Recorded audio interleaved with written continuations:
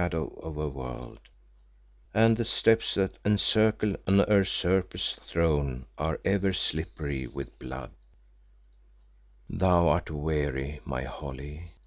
Go rest thee. To-morrow night we journey to the mountain, there to celebrate these obsequies." I crept into the room adjoining. It had been Simbri's, and laid me down upon his bed, but to sleep I was not able. Its door was open, and in the light of the burning city that shone through the casements, I could see Ayesha watching by her dead. Hour after hour she watched, her head resting on her hand, silent, stirless. She wept not, no sigh escaped her, only watched as a tender woman watches a slumbering babe that she knows will awake at dawn. Her face was unveiled, and I perceived that it had greatly changed. All pride and anger were departed from it. It was grown soft, wistful, yet full of confidence and quietness. For a while I could not think of what it reminded me, till suddenly I remembered. Now it was like indeed the counterpart almost of the holy and majestic semblance of the statue of the Mother in the Sanctuary.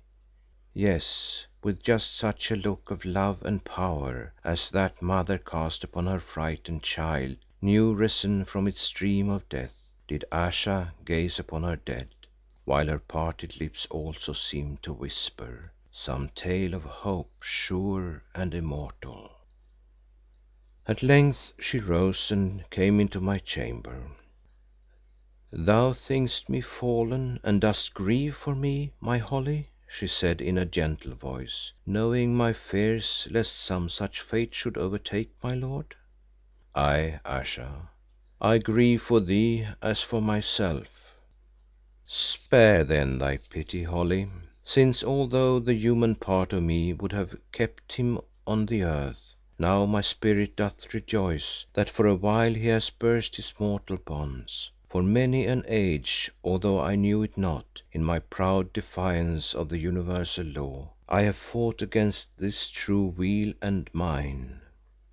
Thrice have I and the angel wrestled, matching strength with strength, and thrice has he conquered me. Yet as he bore away his prize this night, he whispered wisdom in my ear. This was his message, that in death is love's home, in death its strength, that from the charnel house of life this love springs again, glorified and pure, to reign and conquer for ever.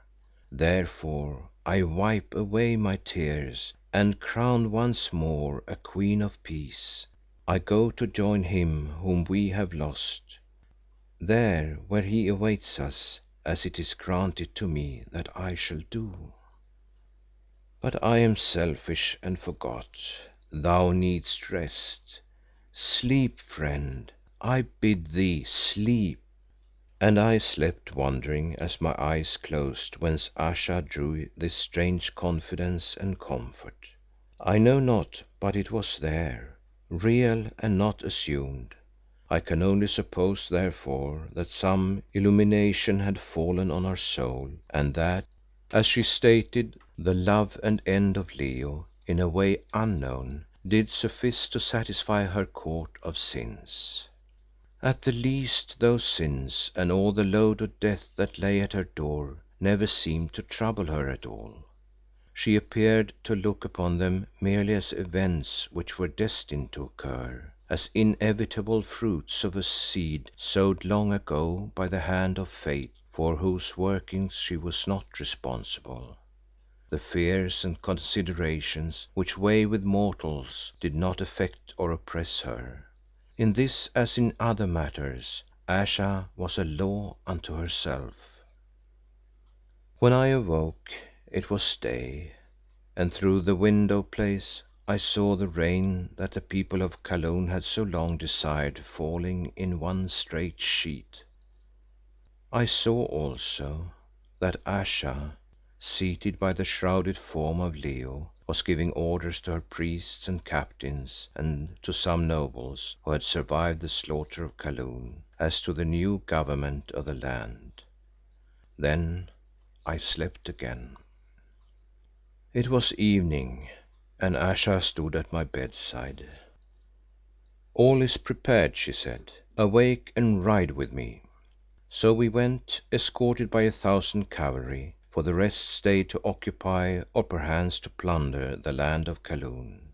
In front the body of Leo was borne by relays of priests, and behind it rode the veiled Ayesha, I at her side.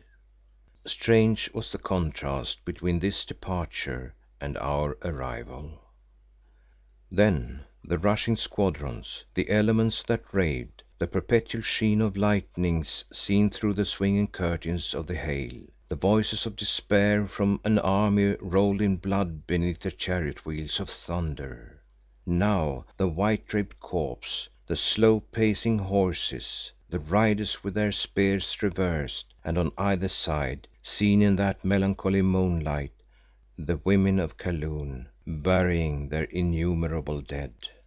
And Ayesha herself, yesterday a Valkyrie crested with the star of flame, to-day but a bereaved woman, humbly following her husband to the tomb. Yet how they feared her. Some widow standing on the grave mould she had dug, pointed as we passed to the body of Leo, uttering bitter words which I could not catch. Thereon her companions flung themselves upon her, and felling her with fist and spade, prostrated themselves upon the ground, throwing dust on their hair in token of their submission to the priestess of death. Ayesha saw them and said to me with something of her ancient fire and pride, "I tread the plain of Kaloon no more, yet as a parting gift I have read this high stomached people a lesson that they needed long. Not for many a generation, O Holly, will they dare to lift spear against the College of Hes and its subject tribes." Again it was night, and where once lay that of the Khan, the man whom he had killed, flanked by the burning pillars, the bier of Leo stood in the inmost sanctuary before the statue of the Mother, whose gentle, unchanging eyes seemed to search his quiet face. On her throne sat the veiled Hesea, giving commands to her priests and priestesses. "I am weary," she said, "and it may be that I leave you for a while to rest beyond the mountains. A year or 1,000 years I cannot say. If so, let Papave, with Oros as her counsellor and husband, and their seed, hold my place till I return again. Priests and priestesses of the College of Hes, over new territories have I held my hand. Take them as an heritage from me, and rule them well and gently. Henceforth let the Hesea of the Mountain be also the Khania of Kaloon. Priests and priestesses of our ancient faith, learn to look through its rites and tokens, outwards and visible, to the informing Spirit. If Hes, the goddess, never ruled on earth, still pitying nature rules. If the name of Isis never rang through the courts of heaven, still in heaven, with all love fulfilled, nursing her human children on her breast, dwells the mighty Motherhood whereof this statue is the symbol, that Motherhood which bore us and, unforgetting, faithful, will receive us at the end. For of the bread of bitterness we shall not always eat, of the water of tears we shall not always drink. Beyond the night the royal suns ride on, ever the rainbow shines around the rain. Though they slip from our clutching hands like melted snow, the lives we lose shall yet be found immortal, and from the burnt out fires of our human hopes will spring a heavenly star."